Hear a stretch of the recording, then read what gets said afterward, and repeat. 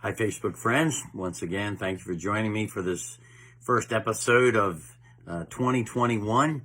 I'd like to share with you today about an occasion in my journey where I missed the mark, where I lost the opportunity, and what that lesson and that opportunity that I missed taught me.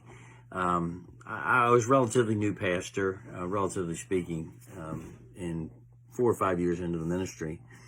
And I had an opportunity in our community to visit. We had a former student of mine. Their mother called and said, hey, her mother, which would be the grandmother of my student, had cancer and was dying. And they asked if I'd come visit. And so I did. And I began to visit with regularity the last 4 months of her life, which was good. That was a blessing for me and so forth. This gal passed away in August of that year, and it was during Roundsville camp meeting. And the reason I remember it is because I went out to camp meeting. They'd called me the day before, and I had a regular appointment kind of thing. And they called me and said, hey, we'd like you to come see Mom. She's not doing so well. And I said, that's fine. I'll see her tomorrow.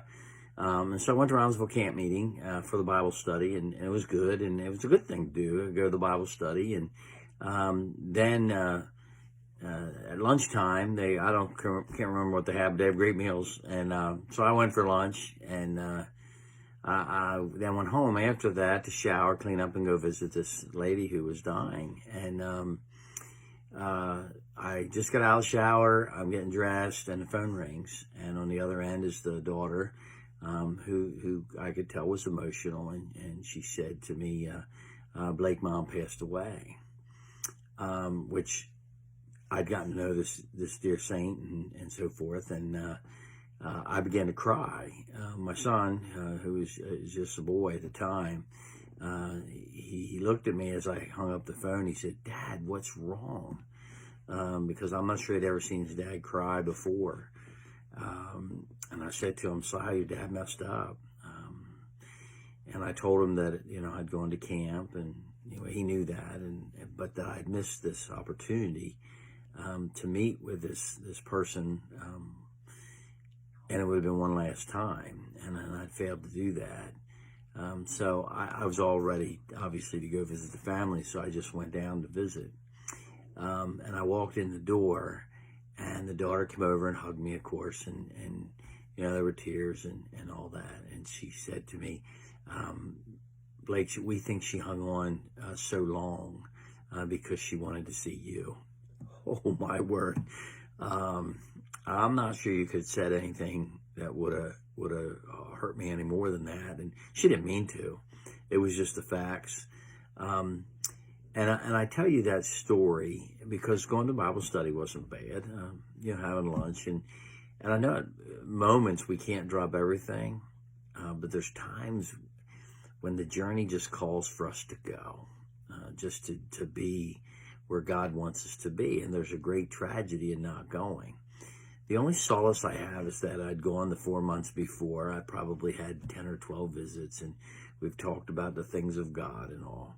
But in that final moment, there was a desire for pastoral visit, and I coughed that one up. And so I tell you that, not to say in your day, but that we might in this new year look to be the answer to others' prayers, as I like to say, that we would see opportunity and respond to them the way God wants us to respond. And in those moments, my biggest concern, I think, when I get to heaven, I know I'm forgiven.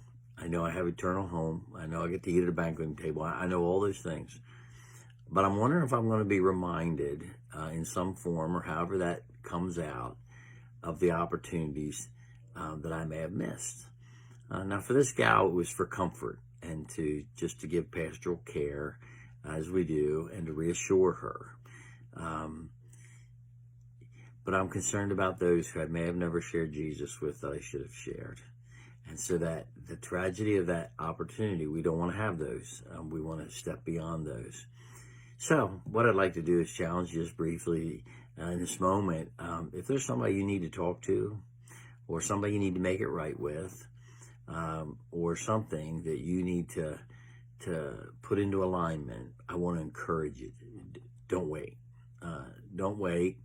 Don't make it if they make it right, then you'll make it right. Like we're in fourth grade again.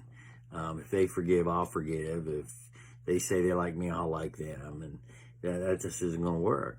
So I want to encourage you to do that.